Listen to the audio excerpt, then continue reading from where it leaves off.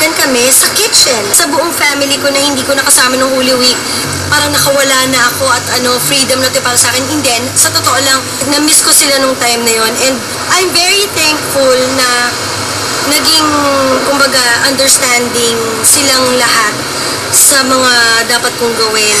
Thankful din daw si Jolina sa almost done na horror movie nila ni Julian Santos. Kahit para marami nag-iintriga sa kanilang dalawa.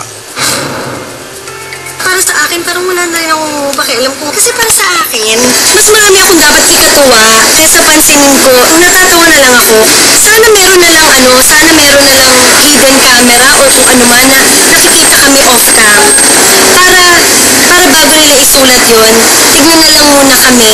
Talaga dito siguro sa showbiz, hindi ka naman mabubuhay kung hindi ka intrigahin.